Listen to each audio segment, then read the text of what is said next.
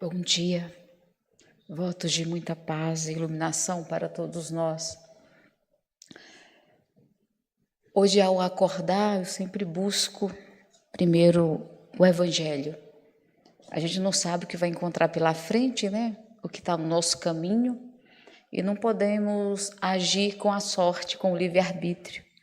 Precisamos estar ligado ao nosso anjo bom, ao nosso mentor espiritual, para que tenhamos intuições na hora de resolvermos os nossos problemas, né? Desfazer os nossos nós. E hoje caiu na lição capítulo 5, item 19, e uma frase de Santo Agostinho, né? Esse espírito amoroso teve uma transformação na sua vida pelo exemplo da sua mãe e pela força de seguir o mestre, de modificar o seu destino. Estava lá assim: a fé é o remédio, a fé é o medicamento para o sofrimento. Isso é uma verdade. E nós precisamos desses momentos ao amanhecer, nos reconectarmos. Os espíritos sempre nos pedem para que façamos uma prece ao adormecer e ao acordarmos também, nos religarmos ao Pai, para não agirmos com o instinto que não nos pertence mais do passado, para não sofrermos mais. Então, o nosso tema de hoje, tudo pode mudar. E com uma prece nós podemos mudar muitas coisas. Com o momento de religarmos ao mais alto, podemos mudar muitas coisas em nós. A gente também traz uma mensagem, uma frase que certa vez eu ouvi de um espírito, numa reunião mediúnica, que se há amor, haverá reencontro. Se há amor, haverá reencontro. Isso fortalece quando a gente está longe das pessoas que amamos, e esse longe pode ser na mesma cidade, no mesmo país, no mesmo planeta, ou para aqueles que estão em outros mundos, no mundo espiritual. Então, se há amor, haverá reencontros. É uma frase que nos traz calor para a alma, nos traz calma, nos traz consolo espiritual. Creiam, né? Esta é a encarnação mais importante de nossas vidas. É preciso que a gente preste muita atenção nessa frase e carregamos com uma certeza dentro de nós. Esta é a encarnação mais importante de nossas vidas. Nós temos em nossas mãos o poder do agora, do presente, para nos transformar, para estarmos conectados com os mentores amigos, para nos transformar, para deixarmos a casca do homem velho aqui nesta encarnação e fazer desta encarnação a mais importante para angariarmos recursos espirituais para o que precisamos passar nesse planeta de regeneração que estamos adentrando. Eu trago uma frase também de Meimei, que é: Deus tem estradas onde o mundo não tem caminhos. Deus tem estradas onde o homem não tem caminhos. A gente precisa confiar nesse momento que a gente passa, que tudo é bênção. Tudo é bênção ou aprendizado, né? Nada que acontece conosco é para nos derrubar, nos deixar no chão, nos matar ou matar a nossa esperança. Essa parte do amadurecimento espiritual, de entendermos que tudo é bênção ou aprendizado, e o que é aprendizado no final se transforma em uma bênção. É a parte de entender que Deus tem estradas onde o homem não tem caminhos, não vê caminhos. E eu preciso trazer essa história que eu prometi a esse irmão, que um dia eu contaria em minhas palestras. Eu creio que hoje chegou. Certa vez um irmão chegou para mim e falou assim: conta a minha história. Eu falei: depende, né? Conta a sua história para mim. Então ele contou que ele era um jovem, sempre na sua vida, desde jovem, ele não acreditava em casamento, no amor, na entrega de duas almas, no compromisso. E ele sempre namorava para aproveitar a mocidade, a juventude e a beleza das mulheres. Ele se entregava por um momento, mas isso era muito passageiro. Até ele conhecer uma bela mulher, mais nova que ele, e assim foi a vida dele toda. Mas certo dia, quando ele já estava na maturidade da sua vida, ele conheceu essa mulher. Ele se encantou pela beleza física dela, pelo jeito dela também de saber lidar com a vida. Ele falou assim, essa daí eu não deixo passar, devo ficar com ela, mas eu não quero me comprometer. Mas ela é muito encantadora. Se eu não aproveitar a mocidade dela, outro virá e vai roubá-la de mim. Querendo ou não, a vida nos prega peças, né? Ele aceita casar-se com ela. E ela fala, eu tenho um filho. Eu já tenho um filho. Fui mãe jovem. Aí ele falou assim, essa parte você deixou para contar por último por quê? Para mim é um empecilho te assumir ainda com o filho, não é meu. Não quero ter compromissos com educação do filho alheio ou de um filho que eu não quero.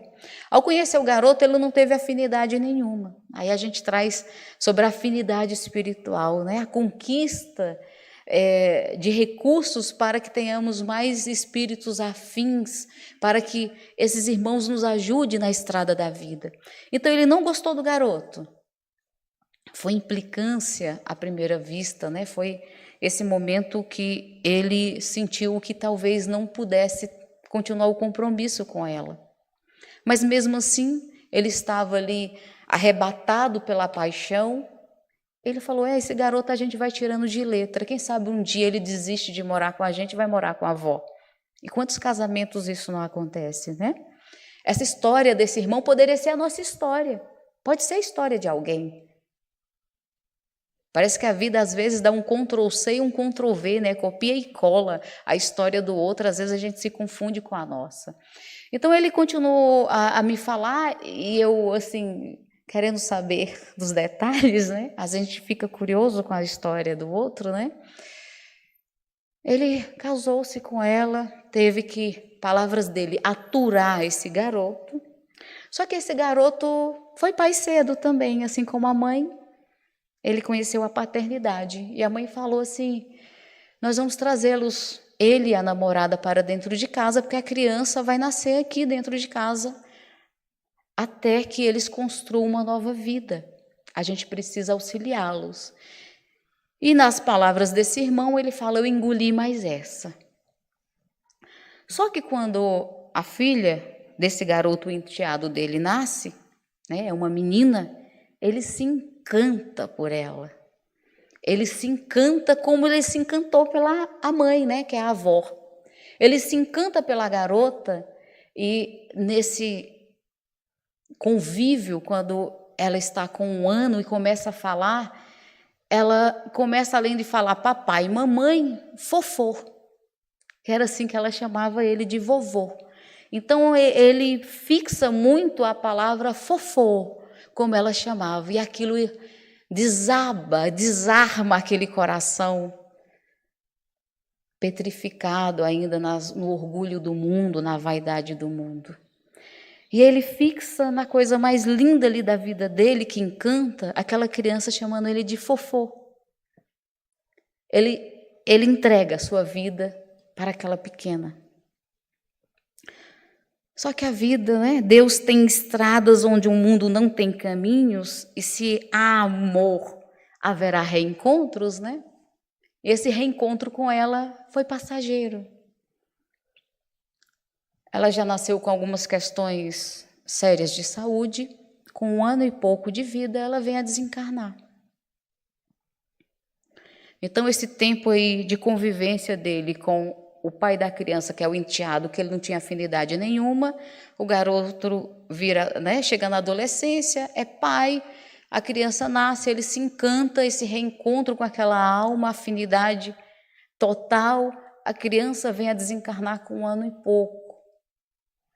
Ele entra num transtorno, numa revolta de que nada valeu a pena, porque ele se entregou a tanto amor para depois Deus levar. E nessa revolta ele adoece mentalmente, né? no ódio da revolta da vida, no que a vida tinha trazido de tão belo, e ele não viu bênção no convívio que ele pôde ver, ele viu que Deus deu e tirou. Ele, por convite de amigos da esposa, ele chega numa casa espírita. Ele conhece a doutrina espírita para um tratamento devido àquela questão da revolta, da dor. Ele ouve alguém falar que a reencarnação é um reencontro de almas. É uma oportunidade bendita que Deus concede aos seus filhos por amor. Isso encanta ele de tal forma e traz uma certeza que ele fala, então eu posso reencontrar a Clarinha. Então isso é a minha chance de reencontro com a minha menina. Ele passa a ficar obcecado por essa história de reencarnação. Ele fala para a esposa dele, eu quero ser pai. Já estava entrando ali numa idade mais avançada, que ele era mais velho que a esposa. Ele fala, eu quero ser pai. Ela se assusta, né? Como assim, né? Você não quis nem nada. Até para me assumir foi uma luta. Com meu filho foi uma luta. Ele falou, eu quero ser pai. A gente vai fazer um tratamento que eu quero ser pai. Eu quero que você tenha um filho meu. E quem sabe a Clarinha não volta. Eles conversando no atendimento fraterno da casa espírita, o pessoal falou que isso pode acontecer. De um ser ente querido voltar para a nossa família como neto, como filhos. Mas isso não é uma garantia, porque tudo depende da vontade de Deus e do merecimento. Ele passa, mesmo que não venha a Clarinha reencarne entre nós, mas eu quero ter outro filho, eu quero ter um filho. E assim eles têm. Nasce uma menina, e para ele ali já é uma 50% de chance, que seria ela, por ser menina. Ele fica completamente de novo nas nuvens. Só que ele fala assim, essa é a minha filha, ela vai me chamar de papai. Só que eu gostaria de saber se ela é Clarinha. E ele coloca o nome da menina de Clara, para que ele pudesse chamar de Clarinha. E Clarinha vai desabrochando, né? Aquela fase que a criança toma conta da gente, que sorri, que começa a falar, a gralhar, né? Eu estou falando gralhar, mas não é bem a palavra, né? Mas ela começa a falar aquelas palavras, né? Os sons, né? Que nos encanta. E ele ensinava papai, né? Para que ela repetisse, papai, Clarinha, fala. E Clarinha não falava papai. Era uma frustração, né? E ele falava que ele chorava frustrado. Ela precisa falar papai, eu preciso guardar essa voz dela dentro de mim. Eu já estou entrando numa idade avançada que eu quero conviver, aproveitar isso tudo. Eu deveria ter sido pai lá jovem, mas eu não queria. Então agora eu tenho que aproveitar cada minuto de Clarinha. Mas, coincidência ou não, por questões da vida, Clarinha vem confirmar quem era ela na vida dele. Se há amor, haverá reencontros. Clarinha, ao invés de falar papai, qual a primeira palavra que Clarinha fala? Fofô. Ali, ele me contando isso, eu sinto a emoção daquele irmão. Ele fala assim, ali eu vi a grandeza do que eu escutava tanto na doutrina espírita, sobre o amor, sobre a reencarnação, sobre a presença de Deus na vida de alguém que vive à toa. Porque eu era um homem à toa, eu fui um jovem à toa e que baguncei muitos corações femininos, muitos lares ficaram feridos pelo meu comportamento, mas naquele momento eu senti o que Pedro coloca nas escrituras, que o amor cobre uma multidão de pecados. Ali eu senti tudo o que eu nunca tinha sentido em toda a minha trajetória de décadas. Esse irmão, né, cai ali em lágrimas, eu respeitando a dor dele, mas querendo perguntar, e depois? Ele certifica que para aquela criança que estava chegando ali e falando suas primeiras palavras ao chamá-lo de vovô e não de papai, era a certeza da reencarnação da neta que ele tanto amou. Era a certeza que Deus tinha dado uma nova chance para ele. Era a certeza de um reencontro. E ele não tinha mais por que se apegar ao orgulho, à vaidade. De certa forma, ele fala, eu preciso refazer a minha vida aqui, o pouco de tempo que talvez ainda terei. Eu preciso pedir perdão ao filho, ao meu enteado, que de certa forma também é meu filho, também me deu alegrias. E nesse reencontro dele, que ele não traz mais detalhe, né? Ele nos traz que realmente a doutrina espírita nos traz Jesus de volta, explicando o que a gente não entendeu em vidas passadas sobre as palavras do Evangelho de Jesus, sobre as parábolas. Ele entendeu a importância da reencarnação, de confiar em Deus, de amar, que amar vale a pena, que perdoar vale a pena e que nós temos afinidades nesta encarnação porque nós conquistamos encarnações passadas. Ele não para por aí. Ele fala, poucos anos depois, Clarinha ainda muito pequena, ainda criança, eu desencarno. Mas eu cheguei no mundo espiritual cheio de gratidão, minha irmã. Eu não cheguei revoltado. Porque eu entendi que tudo é bênção. A experiência que eu vivi me fez ser quem eu sou hoje. A experiência que vocês vivem aí faz quem vocês são hoje. E que se tudo é bênção ou aprendizado, eu não tenho que reclamar para a espiritualidade, porque eu não pude acompanhar a minha filha na adolescência, na maturidade. Porque os meus primeiros anos eu deveria ter aproveitado formando uma família, mas eu fui formar uma família no final da minha vida. E uma neta transforma a minha vida, uma neta postiça, uma neta filha do meu enteado, e depois ela volta como minha filha, já nos meus anos finais de vida, o que eu tenho para reclamar? Eu gostaria que você contasse essa história para muitos corações que estão desperdiçando o seu tempo de vida na terra, fazendo escolhas pela vaidade, fazendo escolhas que mais lá na frente voltará para corrigi-las. Eu sou muito grata a Deus porque eu tive a oportunidade de corrigir minha vida, minha trajetória. Eu sou muito grata a essa esposa que teve toda a paciência comigo, a amorosidade, que ela viu em mim o que ninguém via e que nem eu sabia, que eu tinha tanto amor para dar. É óbvio, né, que a história do irmão desencarnado. Então a mediunidade nos permite ouvir histórias, nos permite escrever histórias. As psicografias de Chico estão aí, são histórias. Os livros de André Luiz são histórias verídicas de irmãos que voltam para contar. Então, a gente, como médium, tem essa oportunidade de ouvir histórias que marcam a nossa vida e histórias que marcam a vida de outros irmãos. São espelhos para que possamos nos espelhar, né, nos refletir e dizer, eu não preciso passar por isso, que eu já estou vendo o que deu na vida do outro. Então, as histórias trazidas pelos médiuns nos traz reflexão. E a gente vê que é preciso reflexão e o tempo para mudar crenças, comportamentos arraigados, às vezes petrificados em nosso coração, em nossas almas, que trouxemos de vidas passadas. Então, tudo pode mudar. É a gente permitir pela reflexão, pelo tempo, nos oportunizar a entender que tudo é bênção ou aprendizado. Até o aprendizado, ele se torna bênção depois, quando a gente amadurece o ser.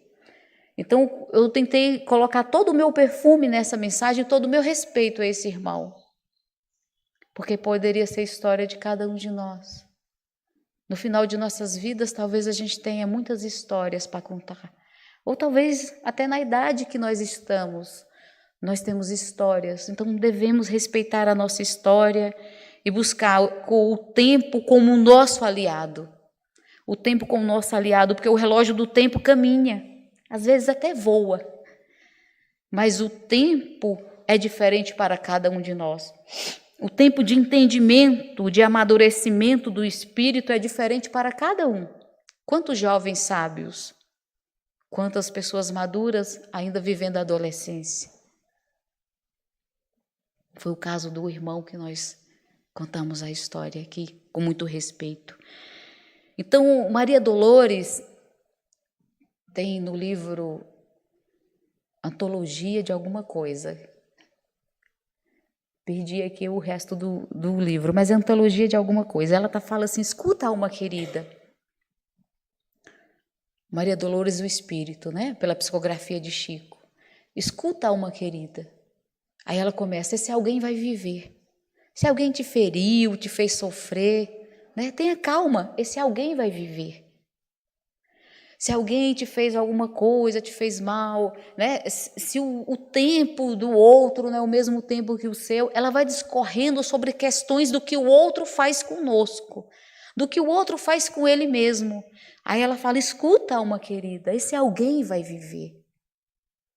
O nome do poema é Escuta, alma querida. E ela vai terminando as estrofes e no final ela vai colocando, esse alguém vai viver. E a história que a gente traz comprova isso. Calma, escuta, alma querida, esse alguém vai viver. Para os nossos filhos, para os nossos parentes, para aqueles que não gostam de nós, a gente tem paciência, esse alguém vai viver. E esse alguém vai viver e vai se arrepender. Porque a dor educa o coração. A consciência nos pede perdão. Esse alguém vai viver. Se arrepender, a dor educa o coração. Então devemos dar o nosso melhor por aqueles que amamos, para aumentarmos os laços de afinidade espiritual, para que quando não estivermos bem ou mergulhados na dor, essa alma querida vir nos resgatar, seja encarnado, igual aconteceu com o irmão, que foi uma criança de 1 ano que resgatou ele. Às vezes a gente pensa que quem vai nos resgatar é o anjo da guarda, é o mentor espiritual, é alguém com muita idade, com muita experiência. E às vezes as crianças nos resgatam de tantos buracos negros que nós nos enfiamos, ou nos perdemos nos labirintos da alma, e aí chega um ser tão gracioso. Por isso que a espiritualidade, por amor e misericórdia divina, faz com que nossos inimigos nascem em nossos lares como nossos filhos, para que quando a gente olha para eles, a gente esquece, pelo menos ali de início, depois a gente passa a conviver. Tem os embates, mas há um crescimento, há um perdão. Por isso que a irmã fala, escuta, alma querida, esse alguém vai viver. Então devemos dar o nosso melhor por aqueles que amamos para aumentarmos cada dia mais. E dar uma nova chance para aqueles que a gente não ama ainda, para que esses laços de afinidade espiritual cresçam. Quando o coração se abre para servir, a vida responde com bênçãos que a gente não imaginava. Foi o que aconteceu com o irmão, com a Clarinha. Quando um coração se abre para servir, para doar-se, as bênçãos, né? A vida se abre também, a vida responde com bênçãos que a gente não imaginava que passaria, que seria merecedor de tanto. Então, se há amor, meus irmãos, aos corações amigos que nos acompanham, há esperança. Se há amor, há reencontro. Amar vale a pena.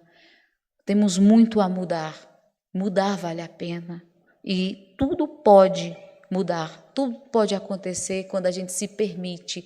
Essa lei de autopermissão, essa lei de se permitir viver, de dar a chance ao outro, de dar uma oportunidade, se oportunizar.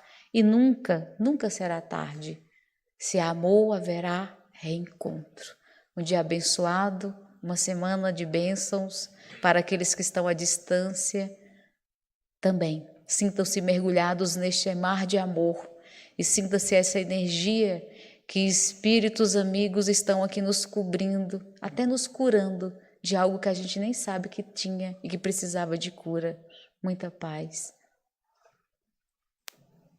Obrigada.